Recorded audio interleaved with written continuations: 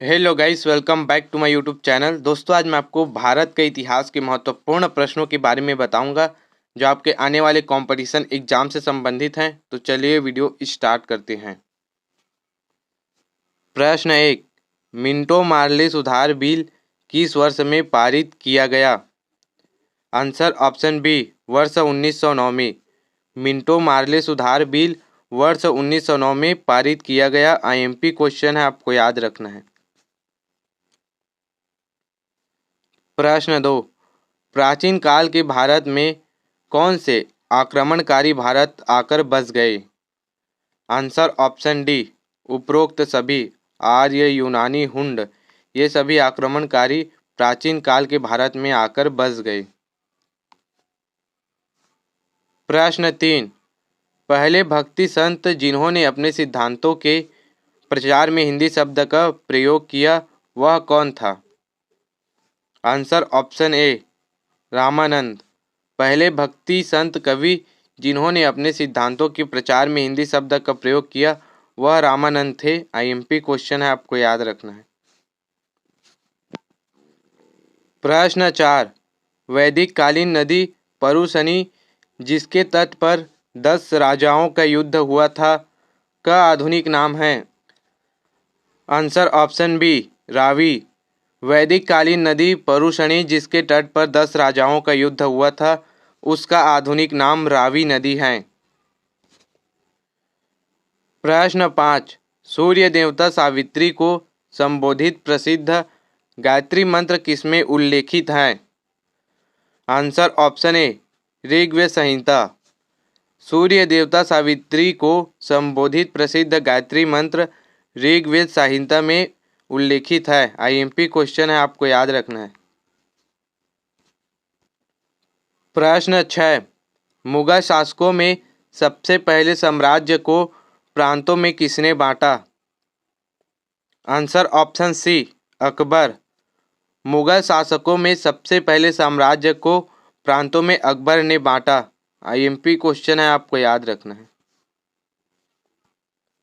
प्रश्न 7। मंगल पांडे ने किन 2 अंग्रेज जनरलों की हत्या की थी? Answer option A, Wang finish की। मंगल पांडे ने 2 अंग्रेज जनरलों को हत्या की थी, उनका नाम वांग फिनिश है। आईएमपी क्वेश्चन है, आपको याद रखना है। प्रश्न 8। भारत का सर्वाधिक प्राचीन धर्म कौन सा है? आंसर ऑप्शन ए, हिंदू धर्म। भारत का सर्वाधिक प्राचीन धर्म हिंदू धर्म या सनातन धर्म है। आईएमपी क्वेश्चन है, आपको याद रखना है। प्रश्न 9। वैदिक काल के लोगों ने धातुओं का प्रयोग किया उसमें कौन सा पहला धातु था? आंसर ऑप्शन ए, तांबा। वैदिक काल के लोगों ने धातुओं का प्रयोग किया उसमें सबसे पहला धातु तांबा था। प्रश्न 10। 1927 में भारतीय रियासतों और अंग्रेजी सरकार के संबंधों के पूर्ण परीक्षण तथा परिभाषित किए जाने के लिए किस समिति का गठन हुआ था? आंसर ऑप्शन सी, बटलर समिति।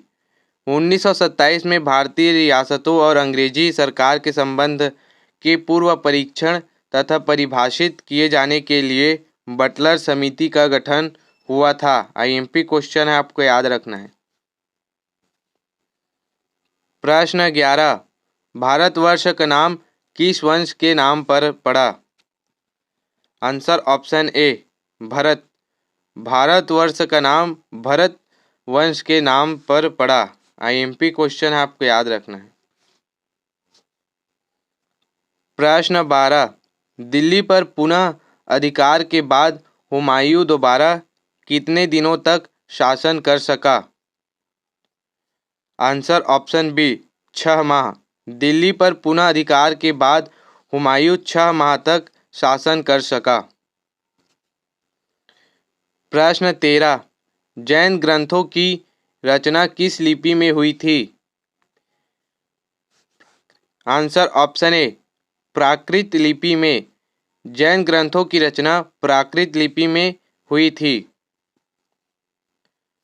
प्रश्न 14, किस स्थान पर कबीर की समाधि स्थित है? Answer option D, Maghar.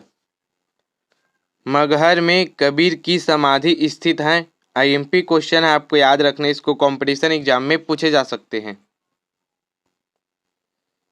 प्रश्न 15, महात्मा गांधी द्वारा प्रेरित जाकिर हुसैन समिति ने 1937 में मूल शिक्षा की वर्धा योजना प्रस्तुत की।